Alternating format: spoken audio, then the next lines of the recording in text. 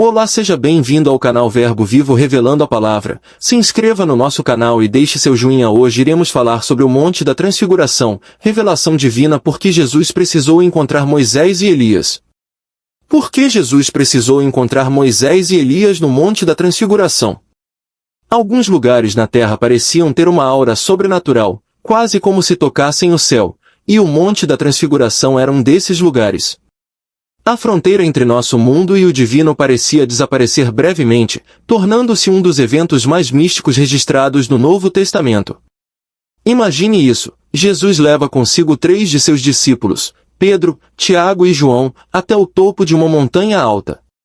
Eles não tinham ideia do que encontrariam lá, mas ao chegarem ao cume, deparam-se com uma visão incrível. Jesus, o homem que conheciam, de repente se transforma, irradiando uma luz intensa semelhante ao sol. E como se isso não fosse surpreendente o suficiente, 2 figuras ilustres do passado, Moisés e Elias, aparecem ao lado de Jesus, conversando com ele como velhos conhecidos.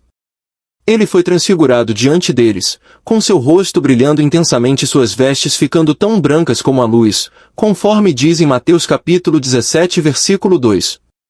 Mas e se eu lhes dissesse que essa montanha guarda segredos não apenas para os discípulos Pedro, Tiago e João, mas para todos nós? Descubra nesse vídeo o acontecimento sobrenatural e desvendaremos as mensagens mais profundas que essa experiência resplandecente no topo da montanha possui para cada um de nós hoje. Naquele momento, Jesus não era mais o humilde mestre ou curador que conheciam, ele estava resplandecendo com uma glória divina, como se o próprio céu se manifestasse e revelasse sua majestade ali na montanha. A presença de Elias e Moisés, figuras que viveram séculos antes, conversando com Jesus como velhos amigos, foi um poderoso indicativo de que ele estava profundamente conectado à história e às profecias de Israel. E assim como esse evento começou de maneira abrupta, terminou igualmente rápido. A nuvem se dissipou, Moisés e Elias desapareceram, e Jesus retornou à sua aparência normal. No entanto, os discípulos jamais esqueceriam aquele dia. Tinham testemunhado um vislumbre da verdadeira glória de Jesus, uma pista sobre sua real identidade como Filho de Deus de natureza divina. Eles desceram da montanha com suas mentes um tanto atordoadas e corações sobrecarregados. No entanto, Jesus deu a eles instruções rigorosas para que não relatassem a ninguém o que haviam presenciado até depois de sua ressurreição. Eles acataram essas ordens, mas ficaram repletos de perguntas, ponderando o verdadeiro significado da visão e o que a referência de Jesus à sua ressurreição implicava. Pedro, conhecido por sua impulsividade, interveio: Senhor, é maravilhoso estarmos aqui. Se desejares, vou construir 3 abrigos, um para ti, um para Moisés e um para Elias, conforme está escrito em Mateus capítulo 17 versículo 4.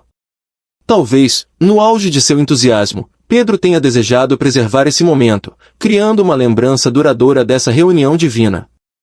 No entanto, o clima da experiência ainda estava por vir. Enquanto Pedro ainda falava, uma nuvem resplandecente os envolveu, e uma voz emanou da nuvem proclamando: Este é meu filho amado, em quem tenho prazer. Escutem, conforme está escrito em Mateus capítulo 17 versículo 5. Essa voz celestial lembra outro momento importante, o batismo de Jesus, no qual uma proclamação semelhante foi feita, narrado em Mateus capítulo 3 versículo 17. Essa declaração não deixava dúvidas acerca da identidade e da missão de Jesus. Enquanto desciam do monte, Jesus instruiu-os a guardar silêncio a respeito dessa visão até após sua ressurreição, indicando que, embora a transfiguração tenha antecipado sua glória, a narrativa completa ainda estava por se desdobrar com sua morte e ressurreição.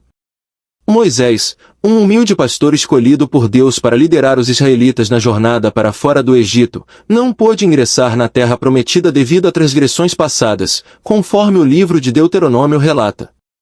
Sua jornada terrena chegou ao término, mas sua história não termina aí. Dando um salto de centenas de anos, encontramos Jesus, a personificação do amor e da salvação divina. Enquanto Moisés representava a lei dada por Deus, Jesus incorporava a graça e a verdade que fluíam por meio dele.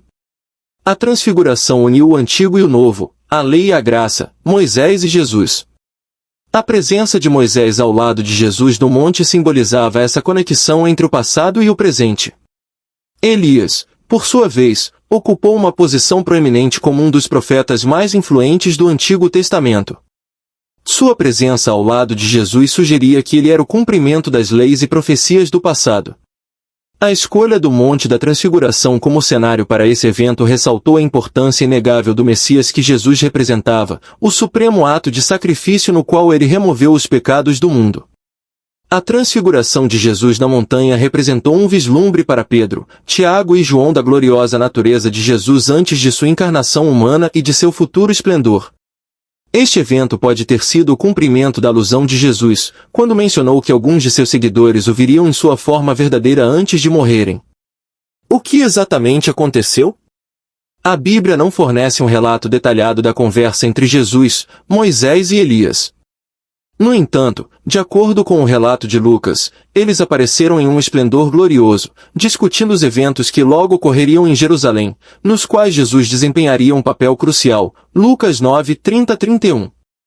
Em essência, a transfiguração serve como um momento de ligação, conectando as histórias e profecias do Antigo Testamento com a revelação do Novo Testamento sobre Jesus como o Messias. Essa montanha simboliza a convergência do passado e do presente, destacando Jesus como um elo entre eles. Isso sugere que a conversa provavelmente envolveu a missão iminente de Jesus em Jerusalém, incluindo sua próxima paixão, morte e ressurreição. Após o espetáculo surpreendente na montanha, onde Jesus se transfigurou diante de Pedro, Tiago e João, revelando sua natureza divina e dialogando com Moisés e Elias, o grupo retornou para se reunir com os outros discípulos. O ar deveria ter sido pregnante enquanto os 3 discípulos escolhidos tentavam compreender o que haviam testemunhado. À medida que se aproximavam da base da montanha, depararam-se com uma grande multidão que incluía mestres da lei envolvidos em discussões com os discípulos. A transfiguração foi um momento crucial que confirmou a identidade de Jesus como o Filho Divino de Deus. Foi também um momento que prenunciou a jornada que estava por vir.